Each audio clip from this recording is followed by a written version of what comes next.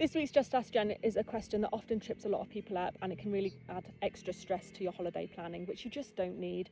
And it is, what order should you book all of the different ski holiday elements in? Now, if you're booking a package deal, a lot of stuff is all going to be provided for you by one holiday provider, which is fantastic because, you know, job done, makes things an awful lot easier. But if you're going down the route of a more DIY ski holiday, then there's lots of moving parts to think about, to kind of coordinate and make sure that you get the best options and everything locked in and in the right place when you need it.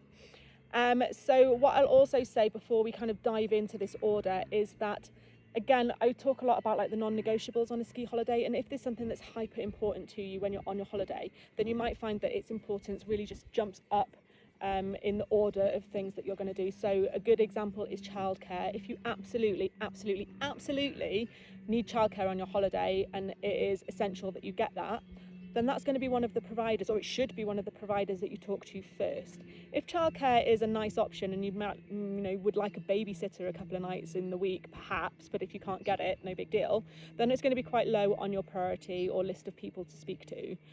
So that's just a quick example of how, the priorities or the list, the to-do list might change just depending on the type of holiday that you're looking to organise. Okay, excuse me. Let's jump in. It's hard to think about skiing. I'm in the middle of a heat wave at the moment, and it's like 28 degrees or 30 degrees up here. It's absolutely boiling. For some reason, I thought it'd be a good idea to record this at midday. Let's jump in.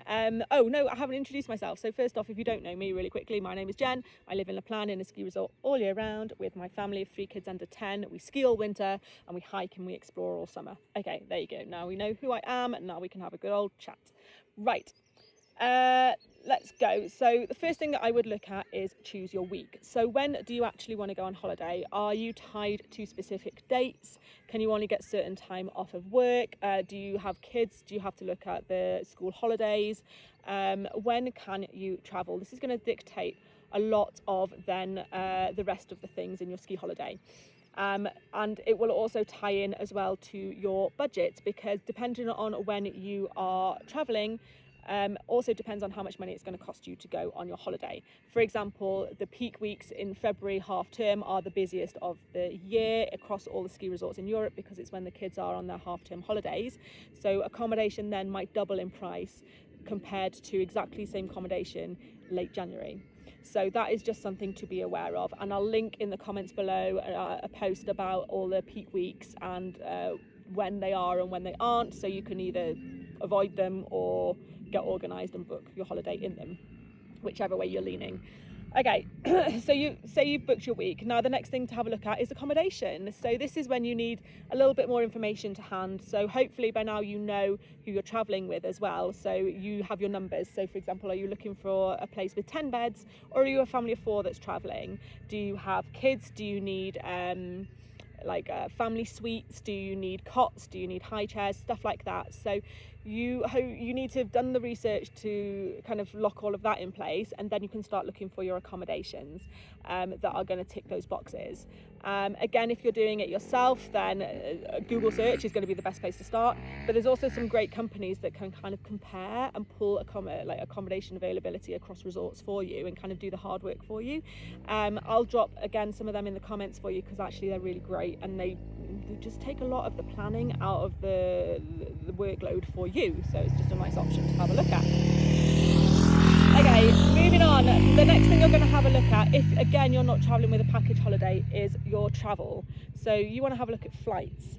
Again, it depends on where you're coming in from. So a lot of you guys that are watching are UK based, so you're going to be looking at UK airports.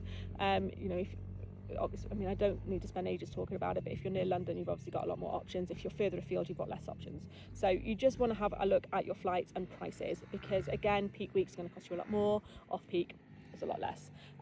So have a look at those. What I would say is don't underestimate the national carriers like Air France or British Airways, because you think they're more expensive than the cheaper ones like Ryanair or EasyJet, because those larger carriers often have your luggage allowance included and maybe ski carriage included as well, and can actually work out as better options than EasyJet, for example, once you've actually factored in choosing your seat and paying for an extra suitcase and your ski carriage and all that stuff that they just bolt on top, actually the prices can be really comparable, if not better, with one of the national carriers. So what I always do is set up a price alert on Skyscanner when I start researching a destination or where I want to go, and that's actually really helpful as well. So I'll drop a link down in the comments for you as well, so you've got that, and then you can find the best place flights. What I would say is hold off on booking your flights until you've checked your transfers, because what I see happening a lot, or time and time again each winter, is that people will have found great flights, like really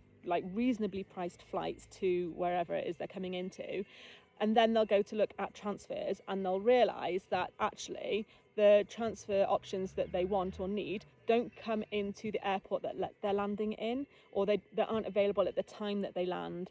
Or, for example, another one is that the flight is super early in the morning and they think, great, that means we'll get to the ski resort by lunchtime so we can do stuff. But actually you can't get into your accommodation until check-in time, which is usually 4 or 5 o'clock. So those are just a couple of things to be aware of with your flights and your transfers, and then also your accommodation. So transfers are something to have a look at, and I'm going to record another video on transfers to dive more deeply. But just really quickly with your transfers, you're looking at shared transfers, which are usually a larger coach, which set off from airports at fixed times. So for example, you'll book the 1:30 transfer from Geneva. Cheaper, less flexible because you're doing it on someone else's time frame, and you just want to check the drop-off point in resort is somewhere near where you're actually staying. Then you've got private transfers, and these are more like a taxi, for example, or a minibus, and they're the more traditional one that you might be familiar with. Going to be more expensive, but they are meeting you and just you from your flight. So if you land at midday, they're going to be there in departures waiting for your flight. If your flight is delayed, they're going to stay in touch with you and help you get to the resort. So a lot more flexible, you get what you pay for, the service is generally better, and they're going to take you door to door, so like right to your accommodation. Okay, so those are kind of your main transfers. You have also then got your public options. So depending on which ski resort you're heading to, you might have a bus that feeds directly from the airport to the ski resort, which is fantastic, or you might have trains that you can book. The one thing I would say with the trains is it's very rare that you'll find the drop-off train station is actually in your ski resort. So you're still probably going to need a taxi or a transfer of some sort from the train station in the valley up to your ski resort. So that is just something to be aware of. Okay, so we've looked at accommodation, we've looked at weeks, we haven't looked at accommodation, we've looked at what week you're going to travel, we've looked at I'm so confusing myself. You have looked at flights, you have looked at accommodation, you have looked at transfers. The next thing we're going to talk about is ski school. So some of you might not be looking to book ski school. I think everyone can benefit from ski lessons. It doesn't matter what ability you are, but there's definitely something that everyone still has to learn. But whether you're booking lessons or not is completely your choice. If you're beginner skiers, I would 100% say book ski lessons. Don't let a family member teach you. It is a fast way to divorce. So ski lessons. If you are booking a holiday and you are traveling in peak weeks, then you absolutely need to stop this video right now and go and book your ski lessons, because they are booked out really quickly. And I'm talking about those peak February weeks. They get booked out fast. Christmas and New Year also very busy. Easter as well can be busy depending on when Easter falls in the year. So ski lessons, definitely, if it's an important thing for you, get it organised as soon as possible. This isn't something that's ever discounted either, so there's absolutely no point waiting until like closer to your holiday to see if the prices drop. They just don't, because they are so in demand, they don't need to drop the prices. Equipment hire. Okay, so equipment hire is an interesting one. This can sometimes be bundled in with your ski lessons. So if you've got a ski lesson provider, quite often they can do a bundle with equipment hire at a reduced rate, and often this can be your best option. If you haven't got something like that, then what I would say is ski hire is something that you can wait until quite close to your holiday, because there are always discounts available, and there are a couple of companies that just discount more and more and more and more and more throughout the year, and it's absolutely insane. So if you want to be organised and you want to get something booked, great, go for it. You'll often find you'll be able to have free cancellation up until like a week before your holiday, so you can go ahead and book it and tick it off as done, and then if you receive any discounts or offers, or you find a better solution, then you can cancel what you've booked and rebook it for like no extra price. So that is something to bear in mind. And then the next one I'm going to talk about is the thing I mentioned right at the start, is childcare. So if childcare is something that is really, really important to your holiday, then that's something you want to get organised immediately, because there is not a huge amount of childcare available across the Alps. And this is kind of on the back of Brexit. Thanks very much. 10 years later, still talking about it. But we just don't have a huge amount of English speaking or British nannies that are now working in the mountains, because they just aren't able to get the visas to get here. So if you do want childcare, again, stop this video, go and do some research and get it booked in, because they are going to be snapped up quick. If you're coming to Plagne, I'm going to drop a couple of my favourite suppliers down in the comments as well, so that you can go ahead and book them. They're the ones that I use for my kids if I need childcare or babysitter or anything like that, and they are absolutely fantastic. So I will drop that for you down there. Okay, the next thing I'm going to look at then is lift passes. So some of your accommodation providers might bolt in lift passes, which is great, and it always means that they pick them up and drop them off to your accommodation for you, so you just don't have to do anything other than turn up and they hand them to you. Fantastic. What I would say is hold off on buying them at full price from your accommodation provider. If they're doing an amazing deal of some sort, like a buy one get one free, or a 2 for 1 or something like that, go for it, like no problem. However, what I would say is if they're just at full price, then hold off and wait, because this is something that there are usually sales for as you get closer to the ski season. So I live in Plagne, and typically we have our lift pass discounts in like September, October time, and you can get up to 40% off of your lift passes depending on the week of travel. They will discount the off-peak weeks, they're not going to discount the peak weeks quite so much, because they're already in demand. People are going to snap them up at full price.